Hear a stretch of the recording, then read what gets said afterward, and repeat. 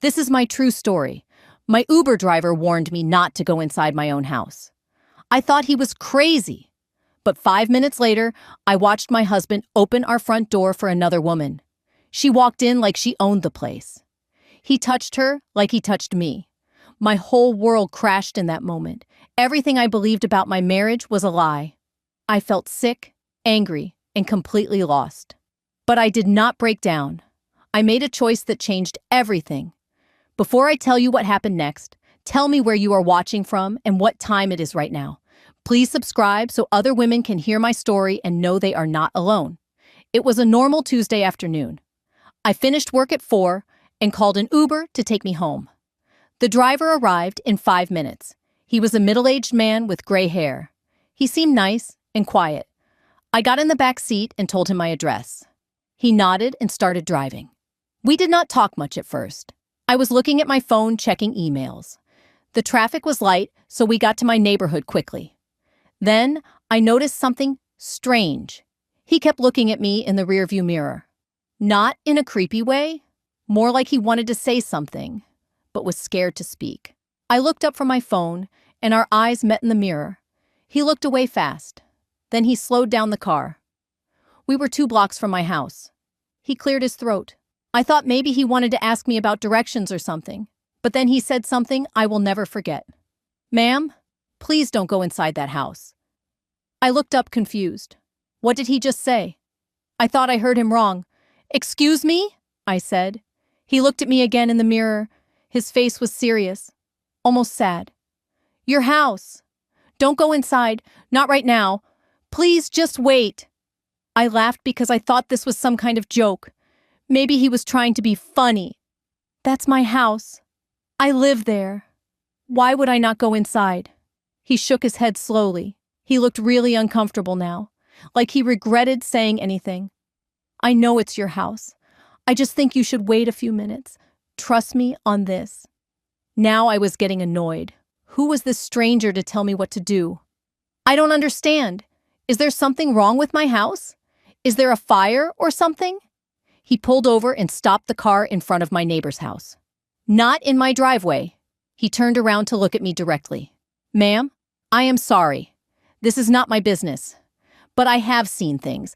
I have picked up someone from your house before. Multiple times. Always on Tuesday afternoons. I think you should just wait before going inside. Maybe walk around the block first. Or sit in your car. Just give it a few minutes." My heart started beating faster. What was he talking about? Someone at my house on Tuesdays? I was always at work on Tuesday afternoons. My husband was supposed to be at work too, unless he came home early sometimes. But why would this driver know about that? Nothing was making sense. I paid him. Threw the app and got out of the car. "Thank you for the ride, but I think you have me confused with someone else." He looked at me with sad eyes. "I really hope I am wrong. I am sorry for saying anything." Then he just sat there, in his car, not driving away, just watching me. I felt annoyed and confused. I started walking toward my house. Then I stopped. Something in his voice made me stop. He sounded so genuine, so worried. What if he was trying to help me? What if something really was wrong? I stood on the sidewalk feeling stupid. Why was I listening to some random Uber driver? This was my house, my home. I should just go inside. But something stopped me. That look in his eyes, the way his voice shook when he warned me. He was not joking. He was not confused. He knew something I did not know. My stomach felt sick suddenly. I looked back at his car. He was still sitting there watching me. Why was he not leaving? Then I looked at my driveway. My husband's car was parked there. That was strange. He should be at work right now. It was only 4:30. He never came home before 6 on weekdays. Why was he home early? I felt my hands start to shake. Something was very wrong. I could feel it now. Instead of walking to the front door, I moved to the side. I stood behind our neighbor's big tree where I could see my house, but nobody could see me. I felt crazy hiding like this, but I needed to know what that driver was talking about. The Uber finally drove away slowly. I stood behind that tree alone. My heart was pounding. I stared at my front door. Nothing happened for 2 minutes. I started to think maybe the driver was just crazy after all. Maybe my husband came home early because he was sick or had a half day. I was about to walk out from behind the tree. Then the front door opened. I froze. My husband stepped outside. He was smiling. He looked happy and relaxed, not sick at all. Then someone else came out behind him. A woman. I did not recognize her. She had long, dark hair and was wearing a red dress. My husband put his hand on her back, on the small of her back, the way you touch someone you are intimate with, not the way you touch a coworker or a friend. My legs went weak. I grabbed the tree to hold myself up. What was I seeing? Who was this woman? Why was she in my house? Why was he touching her like that? They stood on my front porch talking. I could not hear what they were saying, but I could see everything. The way they stood close together, the way she smiled at him, the way he looked at her. Then he leaned down and kissed her. Right there on my front porch, he kissed another woman. At our house, where we lived together, where we built our life together. I felt like someone punched me in the stomach. I could not breathe. I wanted to scream, but no sound came out. The woman walked to a car parked on the street, a blue sedan. My husband watched her get in. She blew him a kiss through the window. He smiled and waved. Then she drove away. He stood there for a moment, looking down the street, still smiling, like he did not have a care in the world, like he did not just destroy our entire marriage. Then he turned and went back inside our house. The door closed behind him. I stood behind that tree, shaking and crying. My husband was cheating on me. That Uber driver knew. He tried to warn me, and I almost walked right into this without knowing. I could not move from behind that tree. My whole body was shaking. Tears were running down my face, but I was not making any sound. I felt like I was going to throw up. This could not be real. This could not be happening to me. But I saw it with my own eyes. My husband kissed another woman. At our house. In the middle of the day. While I was at work thinking everything was fine. How long has this been going on? The Uber driver said he picked her up multiple times. Multiple times. That means this was not the first time. This was not a mistake or a one-time thing. This was an affair. A real affair. My husband was having an affair and bringing that woman to our house. Our house. The house we bought together 3 years ago. The house where we were supposed to build our future and raise our kids someday. He brought his mistress here. Into our bed, probably. Into our home. I felt so sick. I had to sit down on the ground behind the tree because my legs would not hold me anymore. I put my head between my knees and tried to breathe. But I could not catch my breath.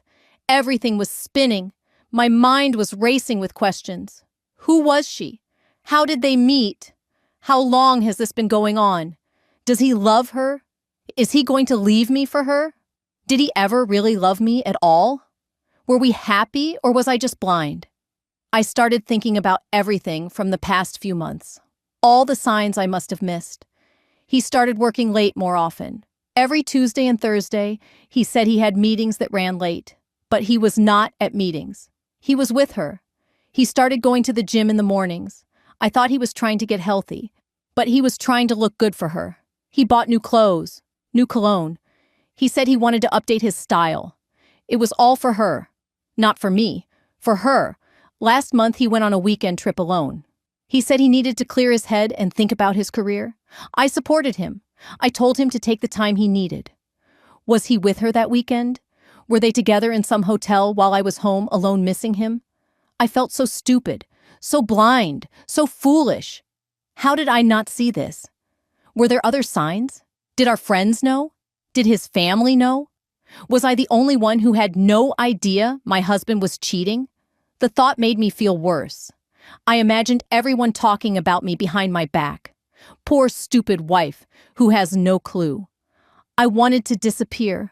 I wanted to rewind time and go back to this morning when I still thought my marriage was fine. When I still thought my husband loved me. When I still trusted him completely. But I could not go back. This was real. This was happening. My marriage was a lie. My husband was a cheater. And my whole life was falling apart. I do not know how long I sat behind that tree. Maybe 10 minutes, maybe 30. Time felt strange. Finally, I stood up and wiped my face. I needed to think clearly. I needed to make a plan. I could not just sit here crying forever. I had two choices. I could go inside right now and confront him, scream and cry and demand answers. Or I could be smart about this, gather evidence, protect myself, make sure I had everything I needed before he knew that I knew. I decided to be smart. If I went in there emotional and crying, he would just lie to me. He would make excuses. He would try to turn it around on me somehow. Cheaters always do that.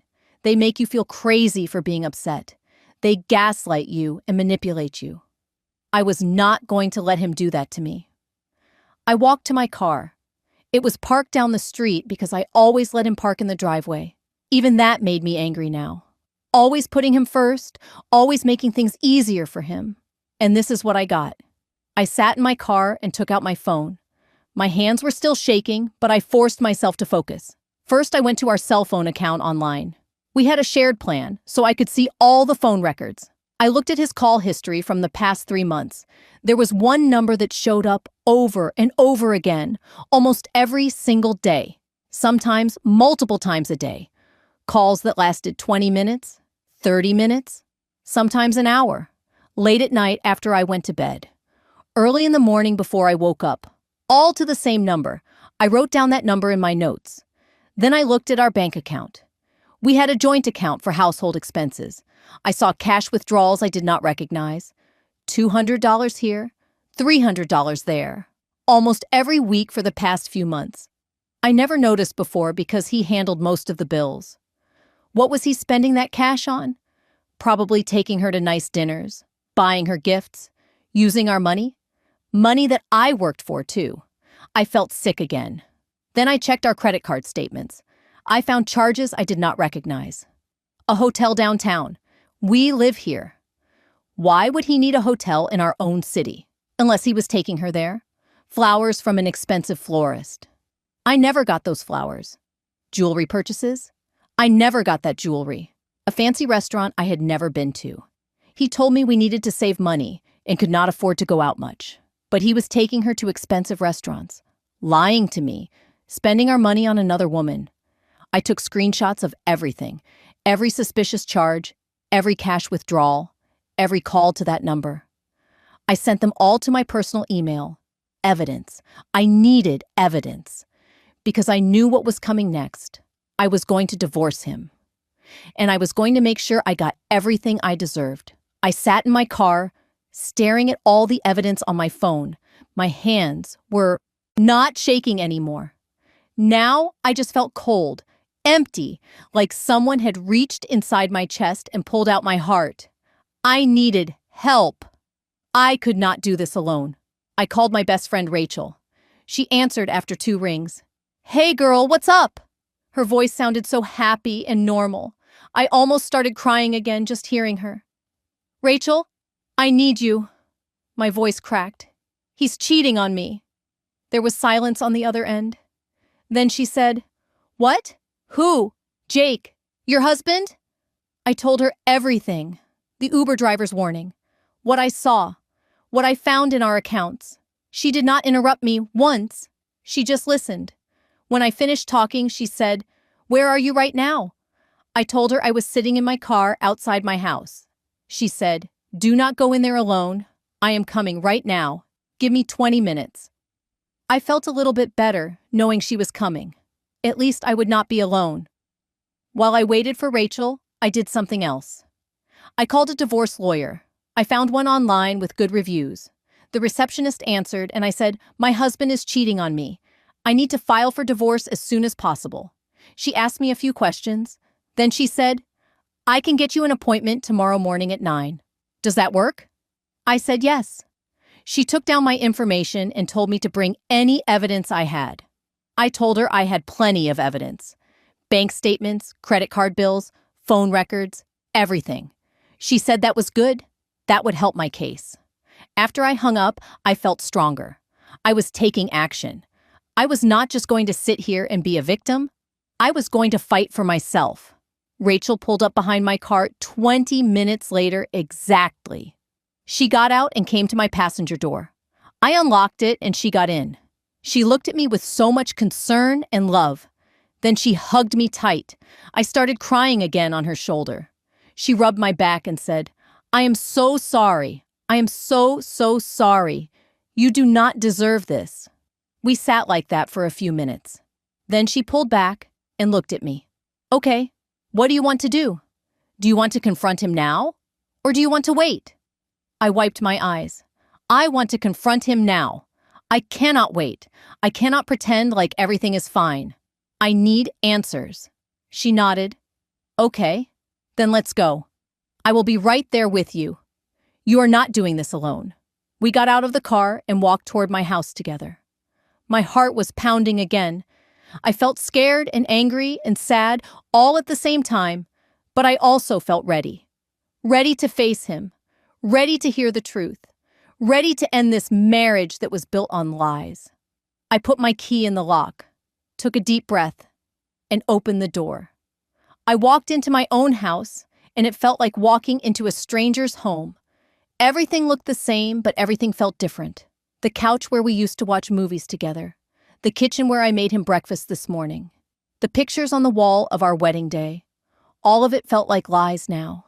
He was sitting on the couch with his feet up watching television. He looked so relaxed, so comfortable. Like he did not just cheat on me an hour ago. When he heard the door open, he looked over and smiled. That smile. The same smile I fell in love with 8 years ago. Now it made me feel sick. "Hey babe, you're home early." He said it so casually, so normally, like this was just another regular day, like another woman was not just in this house. In our house. Rachel walked in behind me and closed the door. When he saw her, his smile faded a little. "Oh, hey Rachel. I did not know you were coming over." I stood there staring at him. This man I married. This man I trusted with everything. This man who promised to love me forever. He looked confused now. "Babe, what's wrong? Why are you looking at me like that?" I felt my hands curl into fists. "Who was here today?" His face changed, just for a second. A flash of panic in his eyes. Then he controlled it and looked confused again. Fake confused. "What do you mean?" "Nobody was here. I just got home from work like 20 minutes ago." Lies. More lies. I stepped closer to him. "Do not lie to me, Jake. I saw her. I saw you kiss her at the door. I saw everything." All the color drained from his face. He stood up fast. Too fast. Like he was caught and did not know what to do. "Babe, I can explain." Those 4 words, I can explain. Like there was any explanation that would make this okay. Explain what? Explain how you brought another woman to our house? Explain how you kissed her on our porch? Explain how you have been lying to me for months? My voice was getting louder. I could not control it anymore. He put his hands up like he was trying to calm me down. "Okay, just calm down. You're overreacting. She's just a friend from work. She stopped by to drop off some papers. That's all." A friend. He called her a friend. Friends do not kiss like that. "I saw you, Jake. I saw how you touched her. How you looked at her. That was not a friend." He changed his story immediately. That is how I knew he was lying. Liars always change their story when the first one does not work. "Okay, fine. We kissed. But it was just one time. It did not mean anything. I love you. You're my wife. She's nothing." Nothing. He called her nothing. But he kissed her. At our house. While wearing his wedding ring. Rachel spoke up from behind me. "Just stop lying to her. She deserves the truth." He looked at Rachel with anger in his eyes. "This is between me and my wife. This has nothing to do with you." I pulled out my phone and held it up so he could see the screen. "You want to keep lying? Fine. Let me show you what I found." I opened the screenshots I took. The phone records first. Pages and pages of calls to the same number. "Who is this? The number you call every single day. Sometimes at midnight. Sometimes at 5 in the morning. Is this your friend from work?" His face went pale. He tried to grab my phone, but I pulled it back. Do not touch me. He stepped back. His hands were shaking now. Good. Let him shake. Let him feel scared. I showed him the next screenshot. Hotel charges. 3 different hotels in the past 2 months. We live here, Jake. Why do you need hotel rooms in our own city? He opened his mouth, but nothing came out. I did not wait for an answer. I showed him more. Flowers, jewelry, expensive restaurants. None of it for me. All for her. You spent our money on another woman. Money I earned, money from our joint account. He sat back down on the couch, put his head in his hands. How long?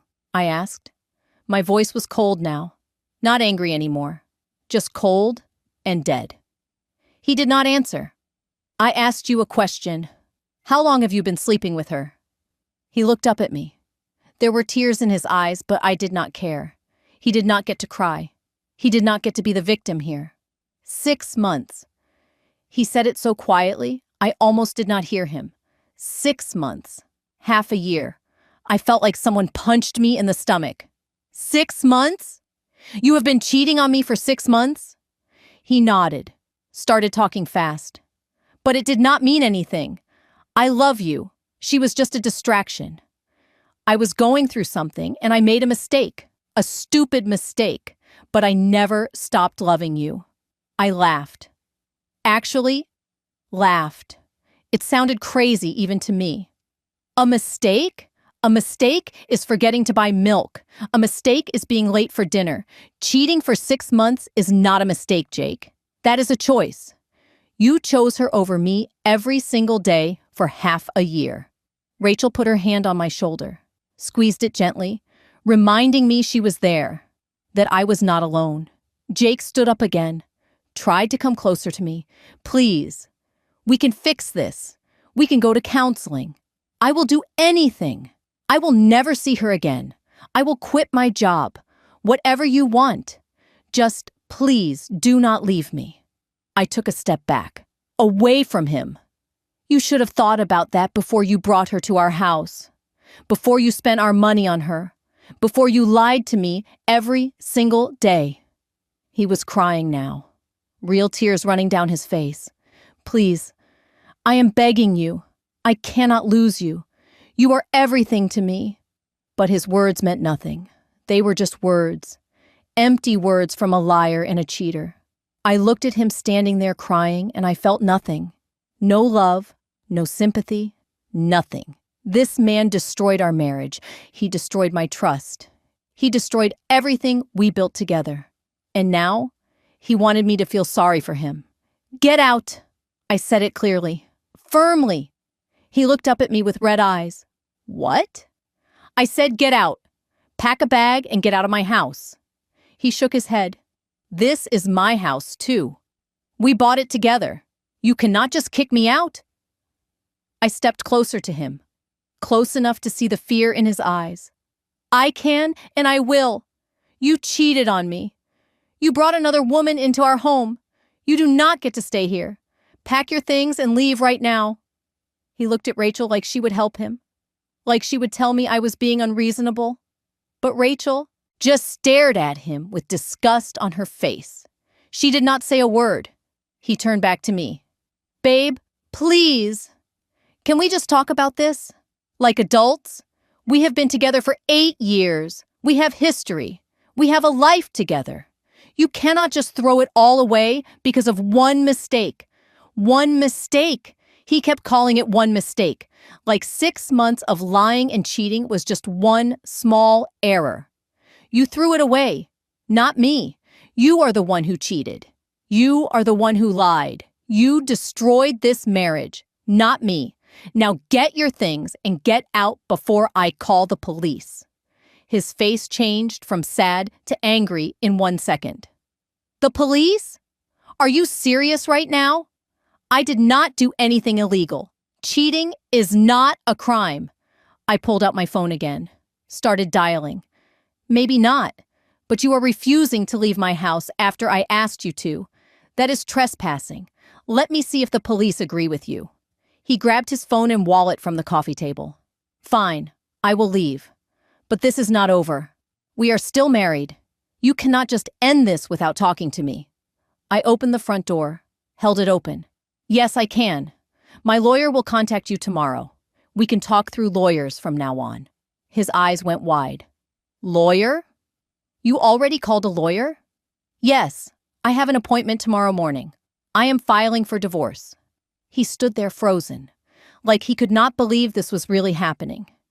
Like he thought if he cried enough or begged enough, I would forgive him. But I was done. I was done being the understanding wife, the supportive wife, the wife who made everything easy for him. I am not leaving without packing some clothes at least. I need my things. I looked at Rachel. She nodded. Fine. Go pack a bag. You have 10 minutes. Rachel will watch you to make sure you only take your clothes. Nothing else. He looked angry now. Really angry. You do not trust me in my own house? I almost laughed again. Trust you? You cheated on me for 6 months. No, Jake. I do not trust you at all anymore. He went to our bedroom with Rachel following him. I heard drawers opening and closing. I stood in the living room alone for a minute, looking around at everything we had built together. All the memories in this house, our first Christmas here, the dinner parties we hosted, the lazy Sunday mornings on that couch, all of it felt poisoned now, tainted by his betrayal. He came out 10 minutes later with a large bag. Rachel walked behind him, making sure he did not take anything that was not his. He stopped at the door and looked at me one more time. I really am sorry. I know you do not believe me, but I am. I love you. I always loved you. I did not respond. I just stared at him until he looked away. He walked out the door, got in his car, and drove away. I closed the door and locked it. Then I fell to my knees and started crying. Really crying. The kind of crying where you cannot breathe, where your whole body shakes. Rachel sat down on the floor next to me and held me. She did not say anything. She just held me while I cried. After a while, I stopped crying. I felt empty inside, like someone had scooped out everything and left just a shell. Rachel helped me up and we sat on the couch. What do you need? Do you want me to stay tonight? I nodded. I did not want to be alone in this house. Not tonight. Over the next few days, I kept thinking about that Uber driver, the one who warned me. If he had not said anything, I would have walked right inside. I would have seen them together, maybe even caught them in our bed. That would have been so much worse, so much more traumatic. Instead, he gave me a few minutes to see from a distance, to prepare myself, to protect myself. He showed me more kindness than my own husband showed me in 6 months. I tried to find him. I looked through my Uber ride history, but there was no way to contact him directly. I left a 5-star review and wrote a message thanking him. I do not know if he ever saw it, but I hope he did. I hope he knows that his warning saved me, that his kindness mattered, that he did the right thing even though it was uncomfortable, even though it was not his business. He could have stayed quiet. Most people would have. Most people do not want to get involved. They do not want the drama or the awkwardness. But he spoke up anyway. He tried to protect a stranger. That says something about who he is as a person. I will never forget him. The Uber driver who cared more about my well-being than my own husband did, who showed me that sometimes the people who help you most are the ones you least expect, who reminded me that there are still good people in this world even when it feels like everything is falling apart. The divorce took 4 months to finalize. 4 long months of lawyers and paperwork and dividing up our entire life together. Jake tried to fight it at first. He wanted counseling. He wanted another chance. He sent me long text messages every day begging me to reconsider. But I blocked his number after the first week. I did not want to hear his excuses anymore. My lawyer handled everything. Because of all the evidence I collected that first day, the divorce went in my favor. I got the house. I got half of everything we owned together. He had to pay me spousal support for 2 years. The judge did not look kindly on adultery and financial deception. I found out more details during the divorce process. Her name was Nicole. She worked in his office. They met at a company happy hour 6 months ago. She did not know he was married at first. He told her he was separated.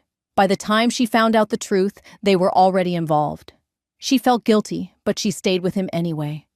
I hated her for a while. But then I realized she was not the real problem. He was. He lied to both of us. He manipulated both of us. She was just another one of his victims. After I kicked him out that day, he went to stay with her. They dated for about 2 weeks. Then she broke up with him. Turns out she did not actually want a real relationship with him. She just wanted the excitement of an affair. Once he was actually available and single, she lost interest. I heard this from a mutual friend, and I will not lie, it made me smile. He lost everything for someone who did not even want him in the end. Now it has been 1 year since that day. 1 year since the Uber driver warned me. 1 year since my life fell apart and I had to rebuild it from nothing. Some days are still hard. I still have moments where I miss him. Not the real him, but the version of him I thought he was. The man I fell in love with. But that man never really existed. It was all an act. The real Jake was a liar and a cheater and a manipulator. I am doing better now. I am healing. I started therapy to work through the betrayal and trust issues. I reconnected with old friends I had lost touch with. I took a trip by myself to another country, something I always wanted to do but never did, because Jake did not like traveling. I am learning who I am outside of that marriage. And I am learning that I am stronger than I ever thought I was. If you are watching this and you think your partner might be cheating, trust your instincts. Do not ignore the signs. Do not make excuses for them. You deserve honesty and respect and loyalty. And if someone tries to warn you about something, listen to them. That Uber driver saved me from something worse. He gave me the truth when no one else would. Sometimes, strangers care more about you than the people who promise to love you forever. Remember your worth. Never settle for less than you deserve. And know that you can survive anything, even when it feels impossible. Thank you for listening to my story.